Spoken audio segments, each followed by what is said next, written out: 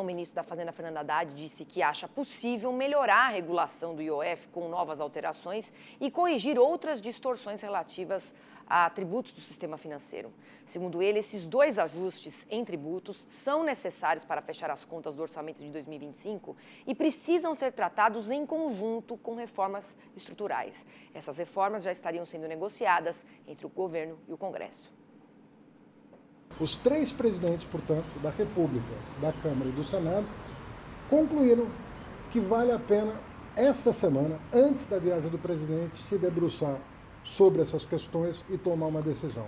Então, para nós, o fato do presidente embarcar amanhã à noite significa que nós temos hoje e amanhã em sintonia com as casas, porque nós já sabemos exatamente o que está na mesa, é definir qual vai ser o recorte que vai ser feito dessas medidas e apresentar para os três presidentes. Se nós chegarmos a uma boa definição, 70%, 80%, 90% daquilo que foi discutido, se houver uma compreensão de que é hora de avançar, eu acredito que nós vamos dar uma perspectiva muito mais sustentável, sem essas medidas que são paliativas, que nós sabemos que não são estruturais. Então, para nós é muito melhor fazer as correções no atacado do que fazer correções no varejo. Vamos falar desse assunto com o nosso comentarista Miguel Daoud. Daoud, essa medida, né, de aumentar a arrecadação pelo IOF, que veio junto com o congelamento das despesas, trouxe uma insatisfação de setores da economia e do Congresso Nacional. Será que esse ajuste estrutural que deve ser proposto para entrar em vigor a curto prazo e a conciliação da tributação com o IOF imediata, essas duas coisas juntas vão conseguir equacionar as despesas diante do arcabouço fiscal? O que você acha, Daoud? Vai dar ou não? Bem-vindo.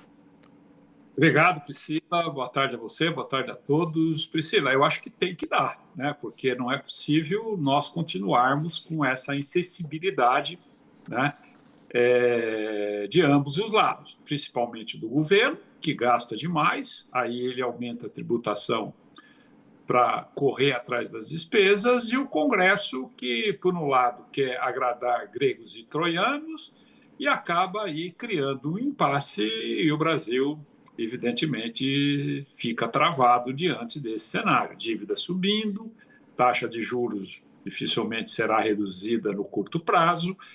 Isso significa baixo crescimento significa um Brasil estagnado que não deveria, né? Mas, Priscila, vamos focar rapidamente nesses pontos que você abordou sempre tão bem, né?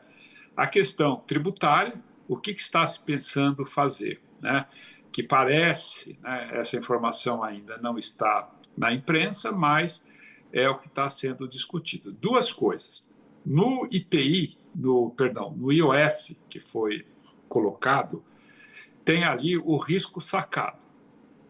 E que é o risco sacado? O risco sacado são empresas, né, que tocam a economia, micro e pequenas empresas, que giram quase 80% da nossa economia, que usam o sistema, você paga com a maquininha, cartão de crédito, você tem lá a sua maquininha, que todo mundo usa hoje, né? Hoje você não usa mais dinheiro, ou até usa, mas talão de cheque, essas coisas não. Então, o que acontece? Essas empresas, elas precisam de capital de giro, só que demora, e elas pagam, né, para o sistema financeiro, a questão do cartão.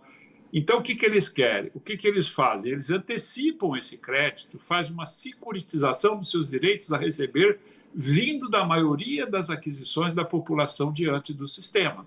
E o banco antecipa esse dinheiro e eles pagam uma taxa, né? Coisa que, se você colocar a tributação do IOF nessa transação do risco sacado, você inviabiliza grande parte da economia. Então, um dos pontos que está sendo discutido no IOF é exatamente essa questão do risco sacado, que não teria. E a outra é o PERSE. Lembra do PERSE? Que foi o programa emergencial implantado ali durante a pandemia para o setor de eventos, né? E esse foi o programa emergencial, que já deveria ter acabado, mas não acabou. Até hoje ele continua. Então, o entendimento que está se discutindo é isso: o governo assina uma medida provisória antes de viajar e tira aí parte, eu não sei se é a totalidade ou não, do PERSE, mais um ajuste no IOF, complementam a arrecadação necessária junto com o congelamento para que o governo possa enquadrar ali imediatamente dentro do teto de gastos. Mesmo assim, ainda vai faltar, porque o rombo das contas públicas, 90 bilhões. Vai ajustar 50, ainda vai faltar 40, né? E a outra medida, as medidas estruturantes que o governo está falando, é exatamente você mexer nessa questão de isenção tributárias que chega a 800 bilhões hoje na economia.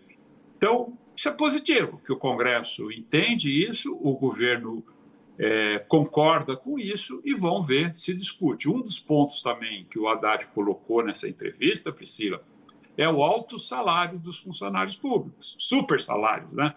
Tem funcionário aí que acumula isso, acumula aquilo, ganha mais de 100 conto, né? Como diz aí na gíria popular, 100 conto por mês, né? 100 mil reais por mês, 150 mil reais por mês. Tem juiz que recebe 250, 300 mil reais por mês com projetos que ele coloca ali.